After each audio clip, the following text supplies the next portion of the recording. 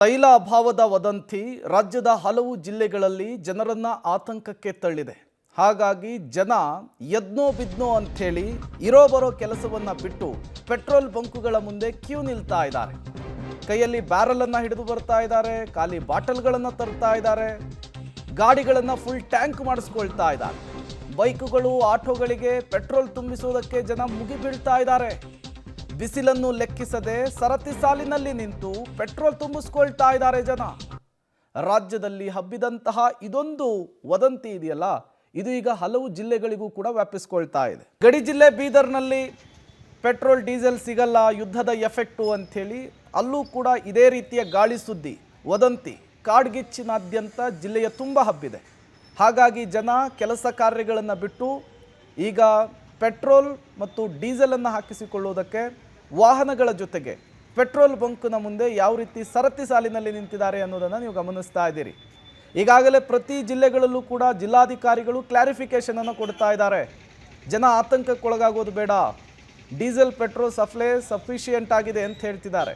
ಹಾಗಿದ್ರೂ ಕೂಡ ಜನ ಕೇಳೋದಕ್ಕೆ ರೆಡಿ ಇಲ್ಲ, ಪ್ಯಾನಿಕ್ ಮೂಡ್ಗೆ ಜಾರ್ತಾ ಇದ್ದಾರೆ.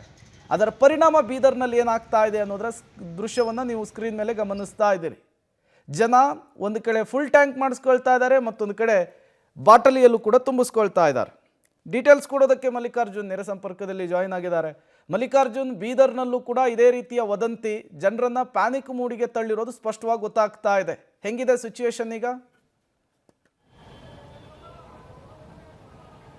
ಖಂಡಿತ ಪ್ರೇಮ್, ನಿಜಕ್ಕೂ ಒಂದು ರೀತಿಯ ಏನು ಒಂದು ಇರಾನ್ ಮತ್ತು ಇಸ್ರೇಲ್ ನಡೆಯುವ ವಾರ್ ನಡೀತಿದೆ, ಅದರ ಒಂದು ಎಫೆಕ್ಟ್ನಿಂದಾಗಿ ಏನು ಪೆಟ್ರೋಲ್ ಮತ್ತು ಡೀಸೆಲ್ ಸಿಗಲ್ಲ ಅನ್ನುವಂಥ ವದಂತಿಯಿಂದಲಾಗಿ ಇವತ್ತು ಗಡಿ ಜಿಲ್ಲೆ ಬೀದರ್ಲಿ ಪ್ರತಿಯೊಂದು ಬಂಕ್ನಲ್ಲಿ ಜನರು ಮುಗಿಬೀಳ್ತಿರುವಂಥದ್ದು ಒಂದು ಪೆಟ್ರೋಲ್ ಡೀಸೆಲ್ ಖರೀದಿಗಾಗಿ. ನಾವೀಗ ಬೀದರ್ನ ಅಂಬೇಡ್ಕರ್ ಸರ್ಕಲ್ ಇದ್ದೀವಿ, ನೋಡ್ಬೋದು ಯಾವ ರೀತಿ ಜನರು ಇರ್ತಿದ್ದಾರೆ ಅನ್ನುವಂಥದ್ದು, ಎಷ್ಟು ರೀತಿ ಸರತಿ ಸಾಲಲ್ಲಿ ಕ್ಯೂ ಅಲ್ಲಿ ನಿಂತ್ಕೊಂಡಿದ್ದಾರೆ. ಒಂದಿತ್ತ ಪೆಟ್ರೋಲ್ ತುಂಬಿಸ್ಕೊಳ್ಳೋಕ್ಕೆ ವಾಗ್ವಾದ ಕೂಡ ಮಾಡ್ತಿರೋಂಥ ದೃಶ್ಯಗಳು ನೋಡ್ಬೋದು. ಜನರು ಹಿಂದೆ ಬನ್ನಿ ಅಥವಾ ಕ್ಯೂ ಅಲ್ಲಿ ಯಾವ ರೀತಿ ನಿಂತ್ಕೊಂಡಿದ್ದಾರೆ ದೃಶ್ಯಗಳು ನೋಡ್ಬೋದು, ಯಾವ ರೀತಿ ಮುಗಿ ಬಿದ್ದಿದ್ದಾರೆ ಅನ್ನೋದು. ಈ ಕಡೆ ನೀವು ಆಟೋಗಳು ಕೂಡ ನೋಡ್ಬೋದು ಪ್ರೇಮ್, ಒಂದು ರೀತಿಯ ಆಟೋಗಳು ಕೂಡ ಒಂದು ರೀತಿಯ ಡೀಸೆಲ್ ತುಂಬಿಸ್ಕೊಳ್ಳಲು ಪೆಟ್ರೋಲ್ ತುಂಬಿಸ್ಕೊಳ್ಳಲು ಯಾವ ರೀತಿ ಕ್ಯೂ ಅಲ್ಲಿ ನಿಂತ್ಕೊಂಡಿದ್ದಾರೆ ಅನ್ನೋದು. ಪ್ರಮುಖವಾಗಿ ಇಲ್ಲಿ ಏನೋ ಒಂದು ಸುಳ್ಳು ವದಂತಿ ಹಿನ್ನೆಲೆ, ಅಂದರೆ ಪ್ರಮುಖವಾಗಿ ವಾರ್ ಏನು ನಡೀತಿದೆ, ವಾರ್ದಿಂದಾಗಿ ಪೆಟ್ರೋಲ್ ಡೀಸೆಲ್ ಸಿಗಲ್ಲ ಅನ್ನುವಂಥ ಕಾರಣಕ್ಕೆ ಗಡಿ ಜಿಲ್ಲೆ ಬೀದರ್ ನಗರ ಸೇರಿದಂತೆ ಜಿಲ್ಲೆಯಾದ್ಯಂತ ಇದೇ ರೀತಿಯ ಪರಿಸ್ಥಿತಿ ಈಗ ಸದ್ಯಕ್ಕೆ ನಿರ್ಮಾಣ ಆಗಿರುವಂಥದ್ದು ನೋಡ್ಬೋದು. ಆ ಕಡೆ ಕೂಡ ನೋಡ್ಬೋದು, ಆಟೋಗಳು ಎಷ್ಟು ಸರತಿ ಸಾಲಲ್ಲಿ ಕೂಡ ನಿಂತ್ಕೊಂಡಿದ್ದಾವೆ ಅನ್ನುವಂಥದ್ದು.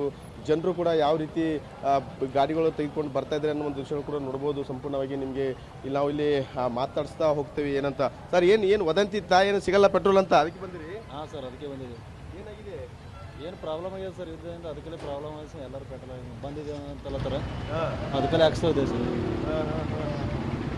ನೋಡ್ಬೋದು ನೀವು ಸರ್, ಏನು ಯಾಕೆ ಬಂದಿರಿ? ಪೆಟ್ರೋಲ್ ಹಾಕೊಳ್ಳೋಕ್ಕಾಗಿ ಇಲ್ಲ, ಹಂಗೇನಿಲ್ಲ, ಮತ್ತೆ ಗಾಡಿಯಾಗ ಇದ್ದಿಲ್ಲ, ತೊಗೊಳಕ್ಕೆ ಬಂದಿಲ್ಲ.